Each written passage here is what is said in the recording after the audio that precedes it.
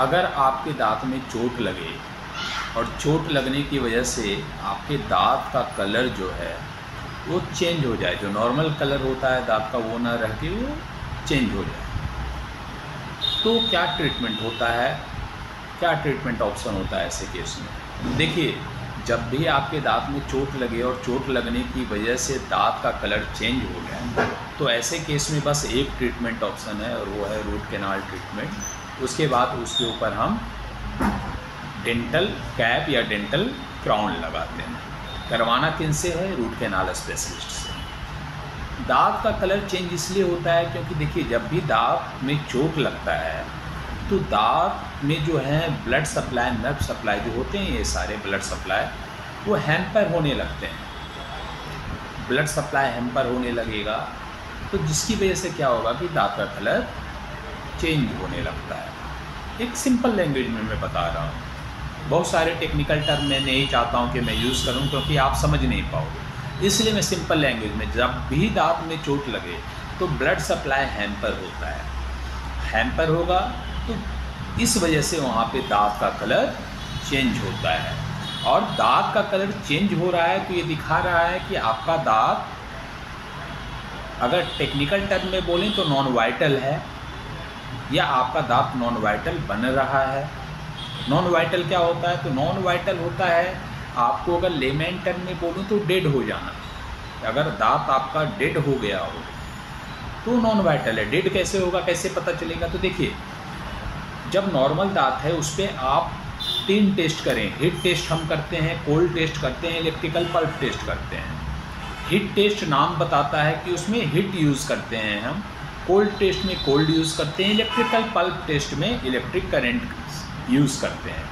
अब अगर कोई जिंदा है दांत, या मान लिया कोई आदमी जिंदा है, कुछ भी जिंदा है आदमी, और उस पर अगर आप हिट लगाओगे तो रिस्पॉन्स देगा, हटा लेगा अपने हाथ को। ठीक उसी प्रकार अगर कोल्ड लगाओगे तो आप रिस्पॉन्स दोगे, हटा लोगे हाथ को। अगर करंट लगाओगे तो झटका देगा, अरे ये क्या है, ये जिंदा होने का निशान नहीं है, मतलब वो जिंदा है। उसी प्रकार दांत में भी हम हिट टेस्ट, कोल्ड टेस्ट और इलेक्ट्रिकल पल्प टेस्ट करते हैं। जब नॉर्मल दांत पे आप हिट अप्लाई करोगे तो रिस्पॉन्स देगा, दांत हटा लेगा, अरे मुझे गर्म लग रही है। ठीक उसी प्रकार जब कोल्ड अप्लाई करते हो कोल्ड टेस्ट में तो दांत रिस्पॉन्स देगा कि अरे मुझे ठंड लग रही है। उसी तरह आप इलेक्ट्रिकल पल्प टेस्ट करते हो, इलेक्ट्रिक करंट अप्लाई करते हो तो दांत रिस्पॉन्स देगा, अरे मुझे करंट लग रहा है, ये रिस्पॉन्स देगा नॉर्मल दांत। लेकिन अगर दांत रिस्पॉन्स ना दे तो ये दिखाता है कि दांत नॉन वाइटल हो चुका है, डेड हो चुका है, मर चुका है। समझ गए? और कलर चेंज क्यों हो रहा है? तो जैसा मैंने बताया कि ब्लड सप्लाई हैम्पर होता है जब दांत में चोट लगता है, इस वजह से दांत का कलर चेंज होता है।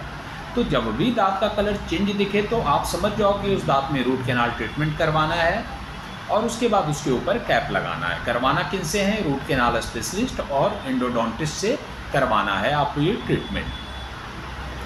कैसे करेंगे रूट कैनाल ट्रीटमेंट? जैसे जिस दांत में चोट लगा है वहाँ पे एक लैंडमार्क होगा, उस लैंडमार्क पे जाके हम लोकल एनेस्थीसिया देंगे।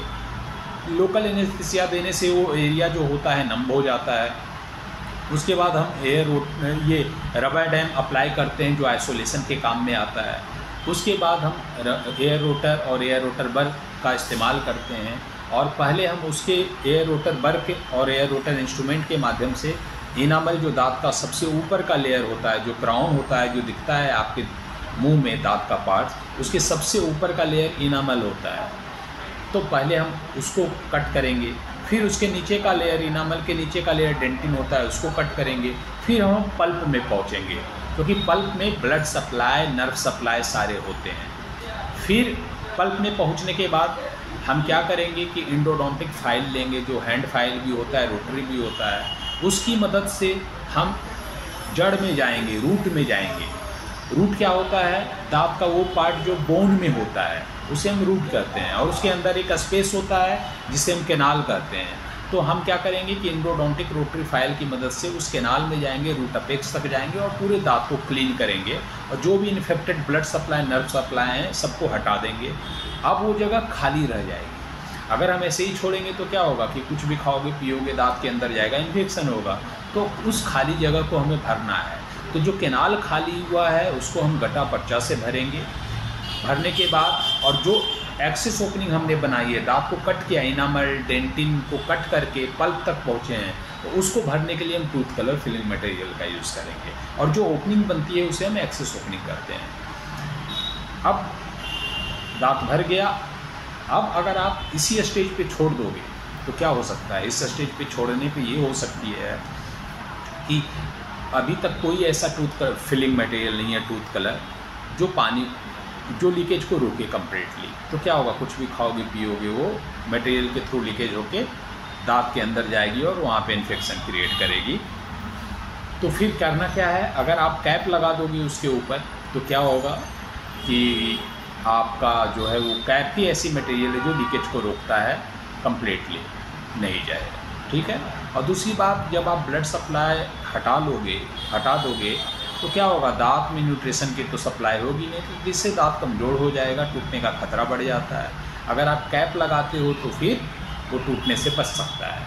कैप कितने प्रकार के होंगे, मेटल सिरामिक और जिरकोनिया। मेटल जैसा नाम दिखा रहा है मेटल कलर का होता है, मेटल सिरामिक नीचे में मेटल ऊपर में दांत के कलर का होता है, और जिरकोनिया सिर्फ और सिर्फ दांत के कलर का होता है। और सारे ट्रीटमेंट आपको रूट कैनाल स्पेशलिस्ट ही करेंगे, एंडोडोंटिस्ट ही करेंगे। तो ये हुई आज की बातें कि फिर अगर कोई डाउट है तो आप हमसे पूछ सकते हैं सोशल मीडिया के माध्यम से या इस वीडियो के कमेंट करके, कमेंट सेक्शन में कमेंट करके।